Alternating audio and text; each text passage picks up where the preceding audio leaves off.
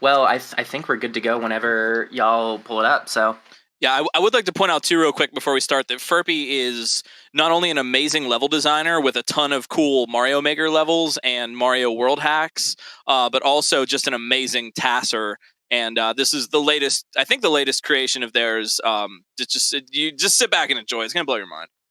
Yeah, from what I know, this is hot off the presses. I'm probably one of the first people to watch this, and now y'all are going to get to witness how crazy this is. So, make sure your pants are all the way up and sit on the edge of your seat, because y'all are going to have a wonderful time. Cool. Well, you want to count it down? We are ready to roll here. I'll go let's count us down on go. 3, 2, 1, go.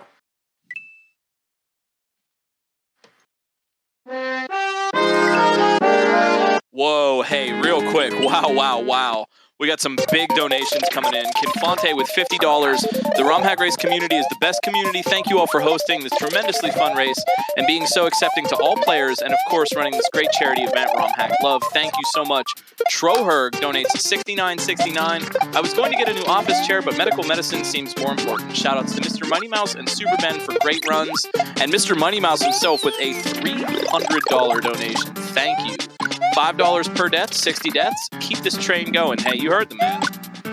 All right, well, we're getting started with this level. A few things we want to point out, as this is a water level, we're going to go ahead and alternate left and right every frame that we're in the water in order to maximize how quickly we're going through, as well as we're not allowed to let the throw blocks actually touch the water during this level. We're already through it. This level is crazy fast, and so are all the rest of them. There's a Mega Man theme, that of which this hack is based around, and we'll be seeing a lot of really cool visuals and stuff being done.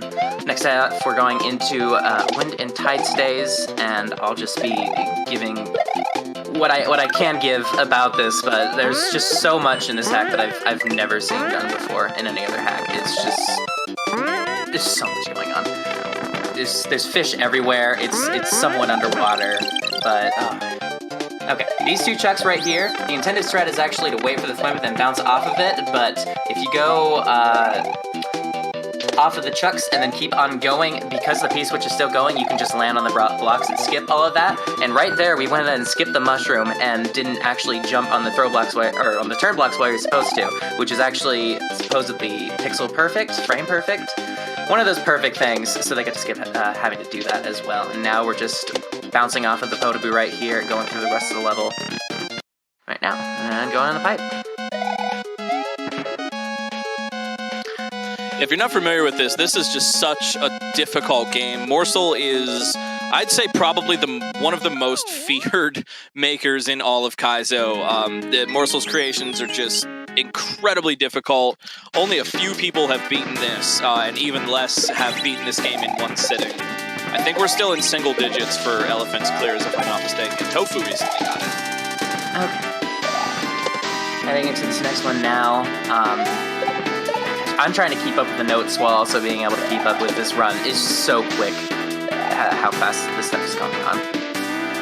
Yeah, running up these pink triangles is what's switching those spikes on and off. We also saw that in Storks in a particular level. Gotcha. And for the most part in this level, it's just all about going fast. There'll be a few times where there'll be some slight hesitation just to make sure that cycles are going to be lined up correctly. But yeah, this is all just running as fast as we can and avoiding everything. And now we got a section here where we're constantly moving forward on these ladders, and we just got to dodge to avoid the Koopas that are coming towards us. Yeah, if TAS ever hesitates, it's not. It's for a particular purpose. Normally, TAS would never slow down, never do anything. So yeah, like you said, to manipulate cycle timings and other things in the level. Yep, there's going to be a few times throughout this run that there will be some either hesitation or just weird ways that they approach obstacles, and it's going to be mainly to either line up cycles or to get something that's pixel or frame perfect. Alright, coming in to the woods are ruthless. There is a lot of bubbles, a lot of bombs, and these bombs are going to be a key part of this level as well. Someone asking in chat, what's Morsel's Twitch? I don't think he streams. In fact, I don't think I've ever seen him on Twitch. He may be around now and again, but you can find his work on SMW Central. For the record, we just passed a double wiggler section right before that one, where they actually went off the bottom wiggler instead of the top wiggler to get over to the platform, which is actually frame perfect as well. Yeah, even if there's like only one available pixel of a hitbox, RTA players couldn't hit that. But TAS, if anything is available, TAS can have it. It blows my mind what people are able to find when tasking these games. It's just, I have no idea how the process for finding this stuff. Okay, in this section as well, we have to actually wait for all of the bombs to explode and be killed before we can move on. It's actually faster to go up and blow up the bombs earlier instead of just letting them fall down. Yeah. What those bombs would do if they blew up would be to destroy the wiggler that's your method of conveyance. Yeah, we don't want to do that. That's our ride.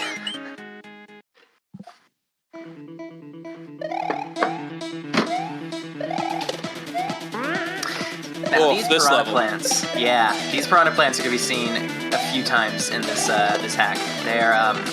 They're dangerous, quite dangerous. There's so much happening all at once. We have to be dodging all of those fireballs while also navigating the stage. Morsel, as a level designer, has a real knack for just putting more stuff in a level than you even think could fit in there. And somehow, at the end of the day, you might curse it, but it's fair. It works, it's fair. It's just really, really tough. So just keep in mind when you watch this that, like, this hack is actually RTA viable. People can play this. Yeah. Alright, so in this half, we're actually having a couple frame perfect cycle skips as well.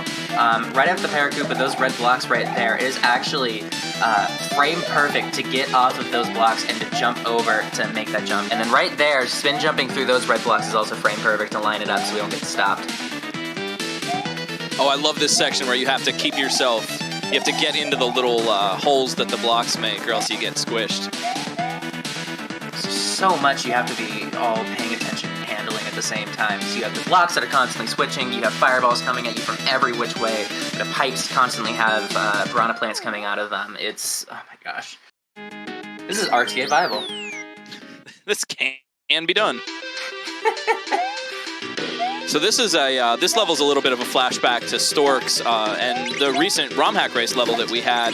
These platforms will basically impart momentum to you. And I think TAS is going to use that pretty heavily to get through some of these sections. Yep.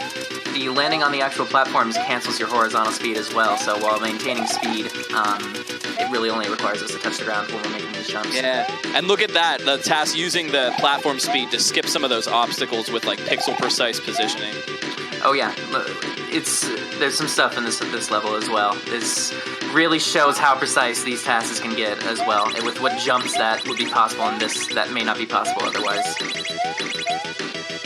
Yeah, there's really famously not a lot of cheese in Morsel's levels. You really have a hard time cheesing Morsel, and TAS just makes it look like no-brainer.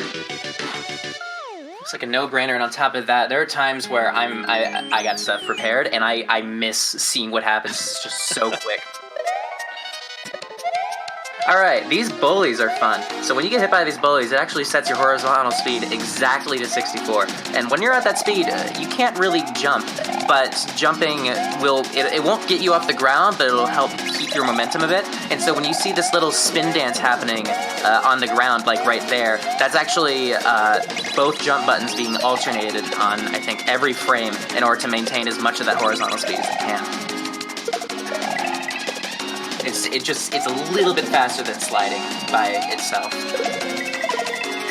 I'm just watching this, like, this level took me hours and hours to get through this, to even figure out, because Morsel's levels can also kind of be just a puzzle. Anyone that's played a Morsel hack knows that Morsel seems to be a real fan of just kind of cryptic solutions, and so sometimes, even just figuring out what the heck you do in one of these levels can take a long time. I hardly understand what's going on. I'm watching this right now.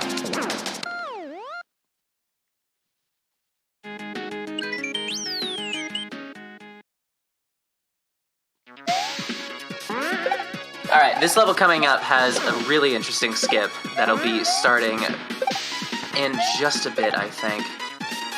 Right here, we're going to spawn in another bullet bill, and we're going to use that bullet bill a little bit later to skip waiting for a chuck, which I think they already just did. And that trick right there requires that the bullet not be spawned, because if they're a frame later or before when bouncing off of it, they wouldn't make it. It was on the last possible frame, it was on the furthest possible pixel, and the regrab after it was pixel perfect, or frame perfect twice, while the landing was also pixel perfect. I like how you got the shell stuck in there, but then got it back out. I love that. SMW is great physics. And the non-P speed midair there was very cool. That's used to be a TAS only trick till third wall came along. Yep, taking the red shell past those blue coins anyways was completely unintended. It just lets you skip getting the spring from under the chuck. It lets you do that midair.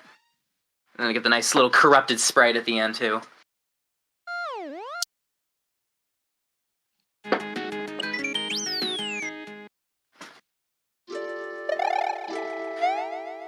Alright.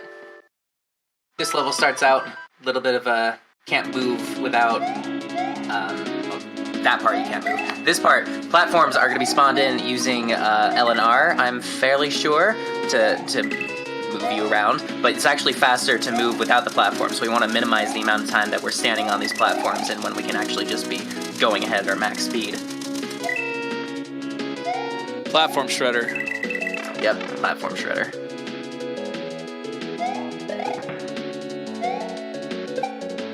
Oh, and then this section, yeah, the upward. I think this was the first time that I'd seen the upward moving carrot platforms, but I just thought it was such a cool idea of morsels. Like it's such a simple thing to change, but it adds so much potential. Yeah, unfortunately, there's no cycle skips from what Ferpy was able to find in this section, so it's all just going to be optimization of platforms and moving around as well. Yeah, a real RTA run of this would go a lot more slowly and carefully, but since TAS can just always know exactly where it is all the time, it's no problem. Orb. Alright, next level we're coming up onto as well is going to be an auto-scroller for both halves. However, the second half is actually going to have some potential for well, optimization and speeding ahead. Unfortunately, we're not going to get to see most of it, as you all will see very shortly. So TASBot right here is just going to be, Ferpy's just going to be messing around. There's not much to do except just wait for this level to move on. Yeah, if he would try to fall, the camera wouldn't follow him. He would just, the bottom of the screen, even though there's like technically stuff down there where the level is, the bottom of the screen is just a pit and he would just die. So he has to stay on this platform. I really enjoyed this section. I thought this was one of the cooler parts of it. Once you get it all kind of memorized, it's just sort of fun. You're just ducking and dodging, riding the platform. So it's really interesting seeing the types of alternative platforming sections that can be come up with in these one-on packs. And morsel definitely has a very unique style for how they go about making these levels as well. So, okay, this level it's going upwards this time instead of downwards, and so there is potential to get ahead of the camera, and so there are going to be times where most of the platforming and tricks are going to be done off-screen, although there will be times also where they have to, the platforms themselves actually don't spawn until they're a few tiles away from the edge of the camera, and so TASBot is going to have to, Ferpy's going to have to wait. I've watched too much GDQ. Ferpy's going to have to wait to have those platforms spawn in to be able to move on.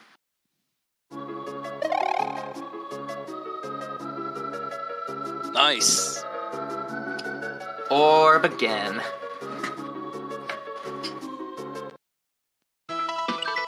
Alright, we got another auto-scroller coming up here as well, though unfortunately the only time save is going to be at the very end. So, if there's any donations as well, this is a little running gunner that we have here. This is probably an okay time to get one in. None at the moment, but you guys have been super kind and generous. We are currently at $3,589.69. Thank you all so much. And if you have any funny messages for me, I'm here to read them. Absolutely amazing how much we were able to raise. Considering our initial goal was 500, this is a fantastic job. Ooh, this is one of my favorite sections in the game because I love the rightward moving but rotating platform. In an RTA run, you have to be so careful because the platform tips based on if you're on left or right. And yeah, you have to kind of keep it at the right angle and make sure it's set in the right way. When I did my playthrough of this, I actually broke down here and I watched LinkDead's strat for a little bit. So big shout outs to LinkDead for actually figuring out how to do this. Yeah, 'cause it's the whole section is going to be based around how you're setting up this platform in every single part of it. And so if you have the platform just at the wrong point of its ellipse, you're not going to have a good time. And several of these sections require it to be set up ahead of time so that you can even make it through in the first place. Alright, yeah, and here we were able to get ahead of the platform a bit by jumping off of those saws to save a bit of time right at the end of the level.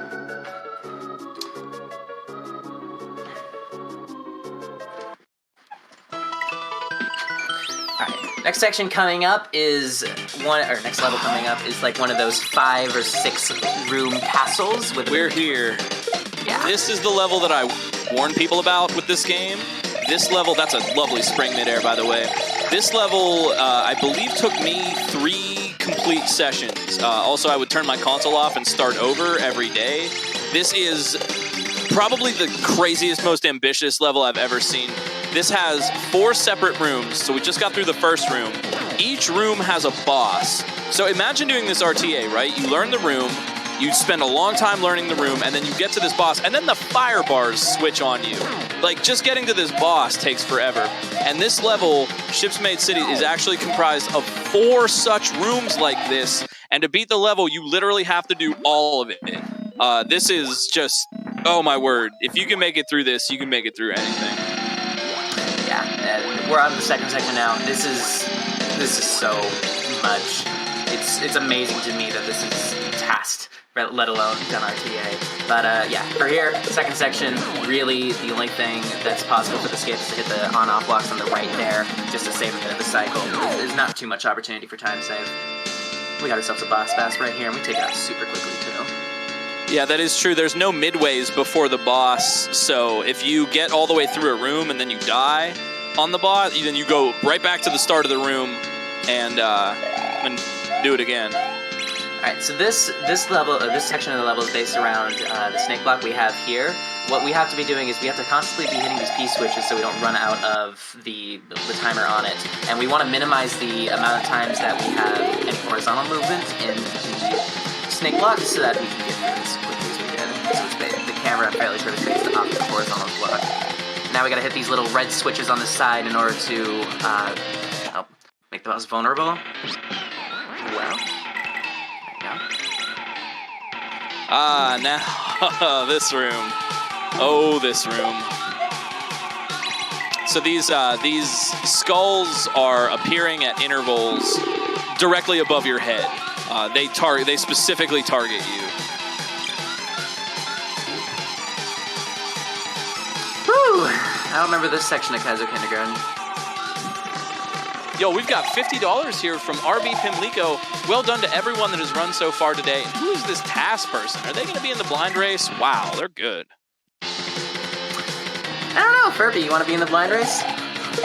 Alright, we've come up to the final boss, if I remember correctly, of this level as well. Which, I don't know actually which Mega Man this is out of, but... looks like a hard boss. You wouldn't know it to watch TAS. Alright, so speaking of, boss levels as well, we've come up to this level, which is similar in concept of being bosses, but we have 8 different rooms that we have to go into to defeat King Boo in each of them. So we have, I believe, Eleanor has us spawning in blocks a la Thumb Shredder for that one. I think that's always a thing. I think in each of these you can spawn blocks. Yeah, that sounds about right. Yeah, with LR. So it's super creative. Like, not only can Morsel... I love, like, artistically how Morsel reprises the themes from his levels, and at the same time, instead of just doing another obstacle from that level, makes it into a big Boo fight. Like, that's really difficult to do creatively. It really ties this whole hack together just to thematically to get to the end, and then suddenly you're having to play the elements of these levels back through in this little boss rush. It really is a great homage to the Mega Mans from the NES.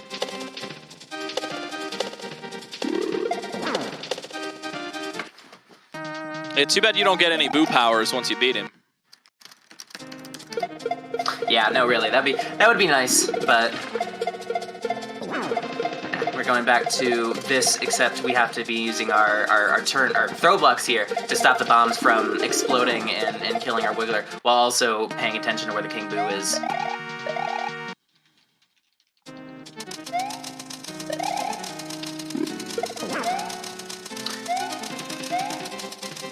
There's another little visit from our good friend, the very speedy Fast Boy platforms as well.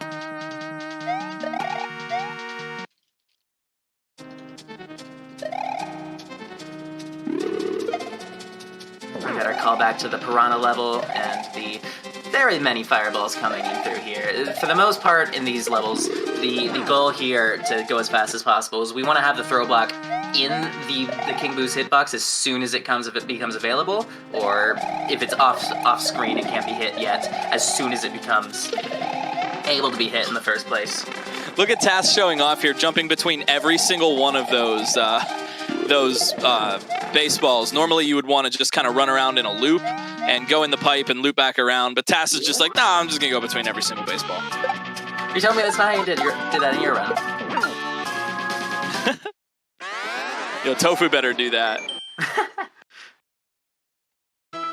By the way, I also took the opportunity to write down that little message box there. It says, "Link it is I, Sahasrara. Listen carefully, I won't repeat this. If you defeat the devil, you must find and rearrange the piece." And that's it.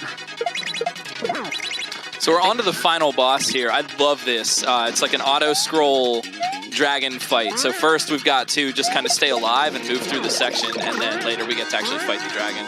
Yep, and they actually got an early throw block hit earlier as well, which lets us use that turn block. Normally, the throw blocks there would actually despawn on this phase, but since it was already being dropped as Ferpy threw it up in the air first, they were able to get a second, or to get one first time, and that's time right there. Jeez, that was so fast. Oh my. Wow. Good run. Gosh. Excellent job.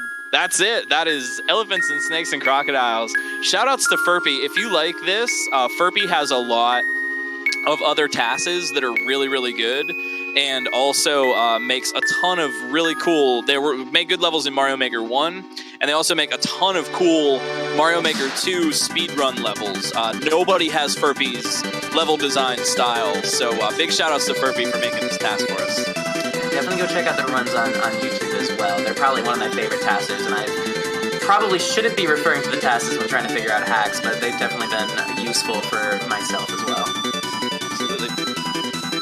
Well, if that's all on this task, so I'll give you guys a little bit of an update on the schedule. We are sort of switching around a little bit because we were early.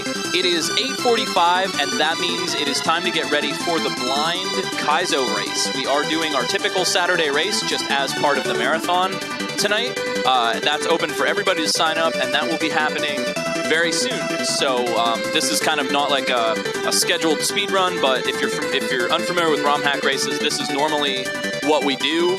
Every Saturday we have fresh Kaizo race levels, blind levels no one's ever seen. Everybody can get in. We're going to be starting in about 8 minutes after we go onto the BRB, so we can get some things set up behind the scenes. So the marathon's still going to kick it for a little while. We've got some passes coming up after the race that we didn't get to before it. So sit your butt down, have a snack, and get some donations in, and hang out with us. Marcy, is there anything else you would like to say? That's going to be it for me. I'm just looking forward to seeing tonight's race. This is one that I playtested for, and so it's going to be an absolute treat, in my opinion. Excellent. Well, we will be back, and then we're going to get some blind race action. And if you're trying to race some Kaizo and sign up, now's the time to do it. Yeah, good luck to all the racers tonight.